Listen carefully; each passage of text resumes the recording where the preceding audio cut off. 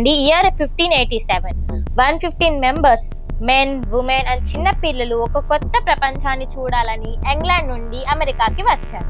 వాళ్ళల్లో John white అనే leader కూడా ఉన్నారు. జస్ట్ థింక్ చేయండి, ఎంత ధైర్యం ఉంటే అన్నోన్ సీలోకి వెళ్ళి ఒక ఐలాండ్ లో సెటిల్ అవ్వాలని అనుకుంటారు. కానీ కొన్ని డేస్కే ఫుడ్ అండ్ సప్లైస్ అయిపోయింది.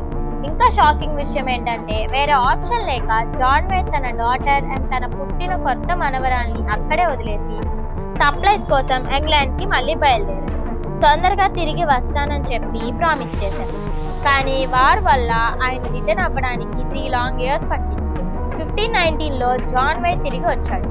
షోర్ దగ్గర బోట్ ఆపి ఎక్సైటెడ్ గా కాలనీలోకి వెళ్ళాడు. కానీ అక్కడ ఏముందంటే డెడ్ సైలెన్స్. ఒక్క మనిషి కూడా లేరు.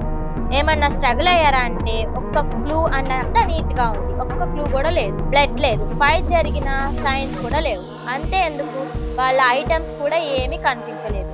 గాలిలో భయం తోడైంది.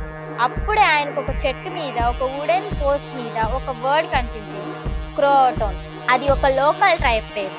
ఆయన వెతికాడు, కానీ తన ఫ్యామిలీ ఎక్కడుందో తెలియదు. ఆ తర్వాత జాన్ వైట్ తన ఫ్యామిలీ గురించి కానీ ఆ కాలనీ గురించి కానీ ఎప్పుడూ తెలుసుకోలేకపోయాడు. తన కూతురికి ఏమైందని తెలుసుకునే లోపే తను చనిపోయాడు. ఇంకా ఇప్పటికీ రీసెర్చ్ జరుగుతూనే ఉంది.